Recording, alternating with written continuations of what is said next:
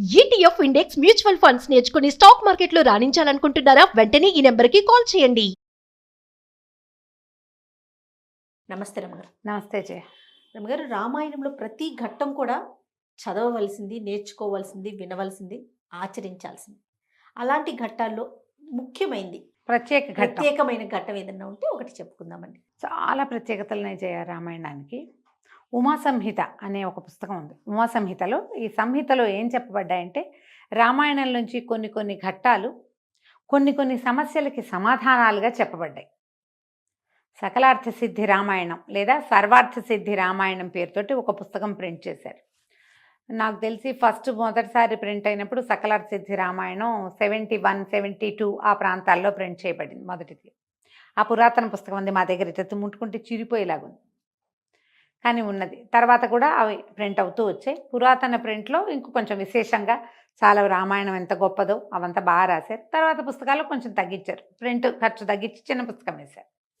దాంట్లో ప్రత్యేకంగా కొన్ని ఘట్టాలు కొన్నిటికి మన కుమారులకి పిల్లలకి మంచి బుద్ధి కలగాలనుకో శ్రీరామ గుణవర్ణనం చదువుకోండి.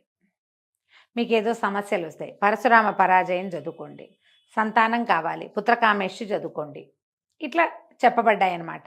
ఇవన్నీ ఎక్కడి నుంచి తీసుకున్నారు? వాల్మీకి రామాయణంలోని రకరకాల అయోధ్యకాండలో కొన్ని ఇవి అని అట్లా చెప్పారు. కొన్ని సర్గలు అయోధ్యకాండలో మొదటి 2 సర్గలు చదివితే పిల్లలకి సద్బుద్ధి కలుగుతుంది. రామ గుణవర్ణనమే, సీతా కళ్యాణ ఘట్టం, పట్టాభిషేక సర్గ, తర్వాత సుందరకాండలో కొన్ని ప్రత్యేకమైన సంగతులు. అయితే అందులో ఒక ప్రత్యేకమైన సంగతి ఏంటంటే సుందరకాండలోని త్రిజటా స్వప్నం చాలా ప్రత్యేకమైనది. ఈ త్రిజటా స్వప్నం ఎప్పుడు వస్తుంది? ఆంజనేయ స్వామి సీతాదేవిని చూసినప్పుడు ఆయన అశోకవనాన్ని వెతికాడు. మొత్తం లంకానగరం అంతా వెతికి సీతాదేవి ఎక్కడ కనపడక హనుమన్ నిర్వేదం కూడా ఒక ప్రత్యేకమైన సబ్జెక్టు. నాకు గుర్తుండి సుందరకాండలో 14వ సర్గ అట్లా అనుకుంటున్నాను. ఆయన చాలా దిగులు పడి, అయ్యో ఏమిటి నాకు కనపడలేదు, నేనేం చెప్పను వెళ్ళి, ఆమెను ఏమైనా వీళ్ళు చంపేశారా, నేను రాముడికి ఏం చెప్పను, వాళ్ళందరూ ఏమైపోతారు, ఒకళ్ళ తర్వాత ఒకళ్ళు అందరూ మరణిస్తారు, అందరూ అయిపోతారు, నేను ఇంక అక్కడికి వెళ్ళను, నేను వెళ్ళిపోయి తపస్సు చేసుకుంటా, ఇంకెక్కడికో వెళ్తా, నేను వెళ్ళకూడదు అనుకుంటాడు. దిగులు పడతాడు బాగా. హనుమన్ నిర్వేదం చాలా అద్భుతమైన ఘట్టం. ఇదేంటంటే మానసికమైన చిత్తచాంచల్యాలు కలిగినప్పుడు, మానసికమైన సమస్యలు, మనకే డిప్రెషన్ కానీ మనకే ఏదైనా మెంటల్ ఇష్యూస్ కొన్ని వస్తాయి కదా, ఆ వచ్చిన వాళ్ళు ఈ హనుమన్ నిర్వేదం చదువుకోమంటారు. ఈ హనుమన్ నిర్వేదం తర్వాత ఆయన అశోకవనాన్ని చూస్తాడు. చూసి అశోకవనం ఇదేంటి ఇంత అద్భుతంగా ఉంది, ఇక్కడ ఉందేమో అని వెళ్తాడు. అశోకవనంలోకి వెళ్తే ఒక చెట్టు కింద సించుపా వృక్షం కింద ఈవిడ కూర్చొని కనపడుతుంది. అప్పుడు ఈయన చెట్టు మీద ఉండగానే రావణాసురుడు వస్తాడు. ఆయన బోళ్ళంతమంది స్త్రీలతోటి పరివేష్టితుడుగా వచ్చి ఆమెని, సీతాదేవిని నన్ను వివాహం చేసుకోమని, వెళ్తే చక్కగా ఉండు, నువ్వు హాయిగా ఉండొచ్చు, హాయిగా అనుభవించాలి, నువ్వెందుకు ఇట్లా చేస్తున్నావని మాట్లాడతాడు. ఆమె పరమ దుఃఖంతో ఆయన నేను కాదంటుంది, వెళ్ళిపోమంటుంది, గడ్డిపోసను అడ్డం పెట్టుకుంటే నేను నీతో మాట్లాడినంటుంది. ఈమెని లైన్లో పెట్టండి అని ఇక్కడ చుట్టూతా ఉన్న రాక్షసులకి చెప్పి వెళ్ళిపోతాడు. చాలామంది రాక్షసీ గణంతో రాక్షస స్త్రీలతోటి కాపలా గాయపడుతూ ఉంటుంది ఆవిడ అక్కడ. అయితే ఉన్న వాళ్ళంతా బెదిరిస్తారు రాక్షస స్త్రీలు ఆమెని, నీకేమిటి, నీ భర్త ఎప్పుడో పోయాడు, ఓడిపోయాడు, నిన్ను అడవికి తీసుకొచ్చాడు, అతనితోటేమిటి, అతనేం లేదు, మానవుడు, అతను ఏమీ చేయలేడు, రావణాసురుడిని పట్టుకోవటం కష్టం, ఈయన చాలా శక్తిమంతుడు, త్రిలోకాధిపతి, దేవతలే ఈయన ముందు సాగిలపడతారు, ఆయన్ని ఒప్పుకోమని ఈ రాక్షస స్త్రీలంతా సీతాదేవిని బలవంత పెడతారు. ఇదంతా ఆంజనేయులు పైన కూర్చొని చెట్టు కింద వింటూ ఉంటారు.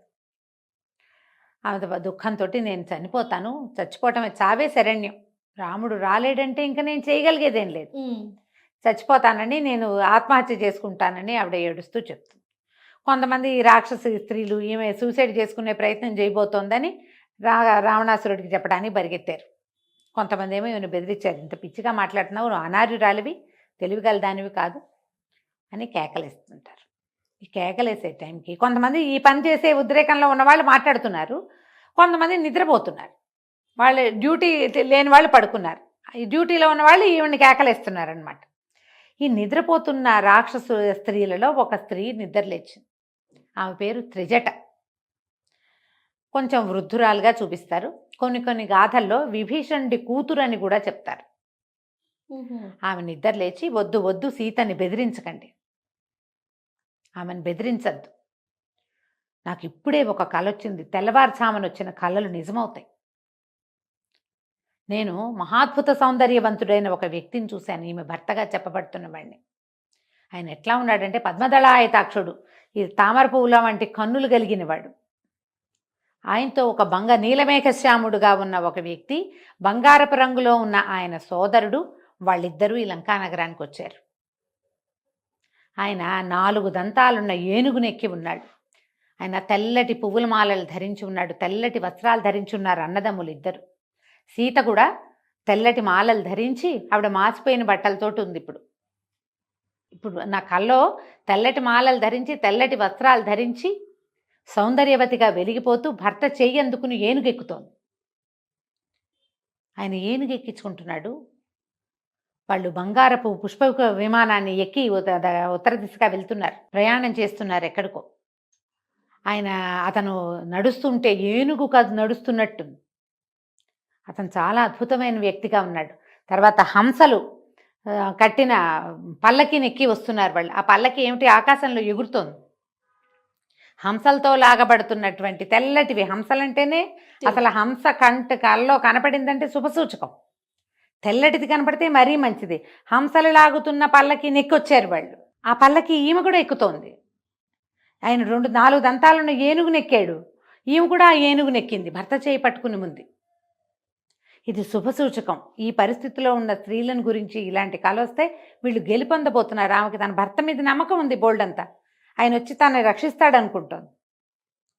వీళ్ళేమో ఇంత అద్భుతంగా ఉన్నారు, హంసలున్న పల్లకి ఎక్కారు, ఏనుగు నెక్కుతున్నారు. అన్న తమ్ముడు పక్కపక్కనే ఉన్నారు, తెల్లటి బట్టలు, శుభ్రవస్త్రాలు, అంటే పద్మమాలంకృతులుగా ఉన్నారు, తెల్లటి పువ్వుల దండలు ధరించి ఉన్నారు. అదంతా శుభసూచకమే. అయితే ఇందులో రావణాసురుడు ఎర్రటి బట్టలు ధరించి ఒళ్ళంతా నూనె పూసుకుని నూనె తాగుతున్నాడు. ఒక ఎర్రటి వస్త్రాలు కట్టుకున్న ఒక స్త్రీ రావణాసురుడిని నేల మీద ఈడ్చుకెళ్తోంది. ఈ తర్వాత కుంభకర్ణుడు, వీళ్ళంతా గాడిదల మీద ఊరేగుతున్నారు. వాళ్ళు నూనె కనపడకూడదు అసలు కల్లో, అలాంటిది నూనె తాగుతూ కనపడ్డాడు. నూనె రాసుకుని ఉన్నాడు రావణాసురుడు. అదే పేడలో మునిగిపోతున్నారు వాళ్ళు, రావణాసురుడు, కుంభకర్ణుడు. అక్కడి నుంచి లంకానగరం అంతా దగ్ధమైపోతోంది. రాక్షస స్త్రీలంతా తైలం తాగుతూ, తైలం రాసుకుంటూ ఏడుస్తున్నారు. ఈమెమో హాయిగా నవ్వుతోంది భర్తతోటి. కళ ఎట్లా ఉంది, వీళ్ళకి అశుభంగాను వాళ్ళకి శుభంగాను కనపడుతోంది. ఈ లంకానగర వినాశనం తప్పదు. ఈమెను రక్షించడానికి ఈమె భర్త తప్పకుండా వస్తాడు. ఆమె చెప్తున్నదే నిజం. పైగా ఈమె సామాన్య స్త్రీ కాదు, భర్త వనవాసానికి వెళ్తుంటే అతని వెంటపడి అడవికి వచ్చిన స్త్రీ. ఎవరొస్తారు, ఆయనకి వనవాసం ఉంది, ఆయన ఒకటే వెళ్ళి ఉండొచ్చు. ఆ కష్టాలు నేను పడలేను బాబు, నా వల్ల కాదు, ఆ సినిమాకి నేను రాను, తలకాయ నొప్పి అంటారు. ఇప్పుడు ఆయనతో పాటు భర్తతో వెళ్దామనుకోరు, అది నాకు బోరని మానేస్తారు. అలాంటిది ఈమె అడవికే బయలుదేరింది, 14 సంవత్సరాలు తిరిగింది ఆయనతో పాటు అడవిలో పడి. అలాంటి స్త్రీ ఆమె మనసులో ఏదనుకుంటే అది అయిపోతుంది. ఈమెకి శుభం కలగబోతుంది. పైగా చూడండి సీతని, ఆమె కన్ను కొట్టుకుంటోంది, కన్ను అదురుతోంది, ఆమె భుజం అదురుతోంది, ఆమెకు శుభం జరగబోతోంది. మనకి చాలా కష్టాలు వస్తాయి, ఈమెను బాధించద్దు. రేపొద్దున ఈమెను బాధించిన ప్రతి వాళ్ళని రాముడు తన బాణాలతోటి నొప్పించక మానడు. అతను ఎంత యుద్ధవీరుడుగానూ ఉన్నాడు. ఆ పక్కనున్న బంగారపు రంగులో ఉన్నవాడు కూడా అట్లాగే ఉన్నాడు. అయితే ఒక మహావానరం ఒకటి ఈ లంకా నగరాన్ని తగలబెడుతోంది. అది కూడా కల కనపడింది. ఒక వానరం తగలబెడుతోంది. కోతి కూడా కల్లో కనపడకూడదు. ఆంజనేయ స్వామి అయినప్పటికీ అంటారు, ఇదే చెప్తారు. సీతాదేవికి ఆ పైకి చెట్టు మీదకి కళ్ళు చూసేసరికి ఆంజనేయుడు కనపడితే కళ అనుకుని ఆవిడ, అయ్యో కల్లో కోతి కనపడకూడదు, నా కోతి కనిపించిందని బెంగపెట్టుకుంటుంది ఆవిడ. అది నిజం అనిపించదు, క్షణం పాటు తన కల్లో ఉన్నాను అనుకుంటుంది. ఇలా త్రిజట చెప్తుంది ఈ సంగతి అంతా.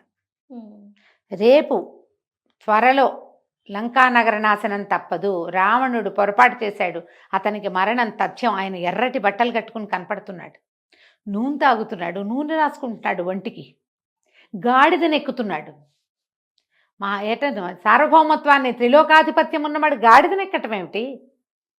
గాడిదనెక్కి కనపడుతున్నాడు, తమ్ముళ్లతో సహా కుమారులతో సహా సమస్తమైన జనాలు గాడిదల్ని ఒంటెల్ని ఎక్కి ఊరు వెళ్తున్నారు. వాళ్ళు అందరూ బురదలో పేడలో కూరుకుపోయి కనిపిస్తున్నారు. అందరూ నూనె తాగుతున్నారు, తాగి ప్రేలాపనలో మునిగి తేలుతున్నారు. వాళ్ళందరికీ మరణం తథ్యం. కాబట్టి సీతని బాధించద్దు, ఆమెను వదిలిపెట్టేయండి, ఆమెతో మాట్లాడద్దు. ఏది జరగాలనుందో అది జరుగుతుంది, తెల్లవారుసామున వచ్చిన కళ్ళలు నిజమవుతాయని ఆవిడ సీతకి దండం పెట్టిందట త్రిజట. ఇదంతా వింటున్నాడు ఆంజనేయ స్వామి. రేపు జరగబోయేది ఇది. ఇదంతా వాళ్ళకి శుభమే కదా. రాక్షస స్త్రీలు గమ్మునైపోయారు, తగ్గిపోయారు, నిశ్శబ్దంగా ఉన్నారు. ఈవిడ సీతాదేవి మాత్రం నా వల్ల కాదు, వీళ్ళందరూ ఎవరి దారిని వాళ్ళ నిద్రలో పడ్డారు. ఆవిడ ఈ చెట్టుకు ఉరిపోసుకుందాం అనుకుంది. అప్పుడు ఆంజనేయ స్వామి ఈ రామగాథ అంతా చెప్పాడు. ఇక్ష్వాక వంశ ప్రభు ఉన్నాడు, ఆయనకి కుమారులు ఉన్నారు 4 అని కథ అంతా చెప్పేసరికి ఆవిడప్పుడు ఆంజనేయ స్వామితో మాట్లాడింది. తర్వాత ఏముంది, ఇది మన లంకాదహనం జరిగిపోయింది. ఈ రావణాసురుడితో మాట్లాడడం, మళ్ళీ వెళ్ళి ముద్రిక ఈవిడికేమో ఉంగరం ఇచ్చి ఆవిడ యొక్క చూడామణిని తీసుకుని ఆయన వెళ్ళిపోయాడు. తర్వాత రాముడు తదితర సైన్యం అంతా మళ్ళీ వచ్చారు. ఈ త్రిజటా స్వప్నాన్ని గనక చదివితే ఇది సుందరకాండలో 27వ సర్గ. మీకు పీడకలలు వస్తాయి ఒక్కొక్కసారి. పీడకలల్లో మరణము, దుర్మరణాలు, యాక్సిడెంట్లు, మనకి సంబంధితుల వాళ్ళ గురించిన చెడ్డ కళ వచ్చినప్పుడు త్రిజటా స్వప్నాన్ని గనక చదువుకుంటే ఎక్కువ లేవు, ఒక 52-51 శ్లోకాలు ఉంటాయి, చకచకా చదివేసుకోవచ్చు. రామాయణం అంత టఫ్గా అనిపించదు. మామూలుగా మన విష్ణు సహస్రనామం, లలితా సహస్రం చదివే అలవాటు ఉన్న వాళ్ళైతే చదవగలుగుతారు. అర్థం తాత్పర్యం అన్న పుస్తకం తెచ్చుకున్నారా మీకు ఇంకా సులువుగా ఉంటుంది. శ్లోకం చదివి అర్థం చదువుకోవచ్చు. అది చదివితే మీకు తరచుగా వచ్చే పీడకలల నుంచి మీరు విముక్తి పొందుతారు. ఇంకొకటి, ఏదైనా ఒక ప్రత్యేకమైన పనులు మొదలుపెట్టి ఇది సరిగ్గా అవుతుందా అవదా అన్న ఒక అనుమానం ఉంటుంది మనకి. కార్యజయం, ఆ పని అవ్వదు అన్న అనుమానం ఉన్న పనులు కనుక మీరు మొదలు పెడితే అప్పుడు కూడా త్రిజటా స్వప్నాన్ని రోజువారీ ఒక 11 రోజులు కనుక మనం చదువుకుంటే కార్యజయం కలుగుతుంది. దానికి ఏ అడ్డంకులు రావచ్చని మీరు భావిస్తున్నారో అవన్నీ తొలగిపోయినట్టుగా భావించి చదువుకోవాలి. చదువుకుంటే ఈ ప్రయోజనం లభిస్తుంది. చిన్నప్పుడు స్కూల్ పాఠాల్లో కూడా ఉన్నది మాకు త్రిజటా స్వప్నం.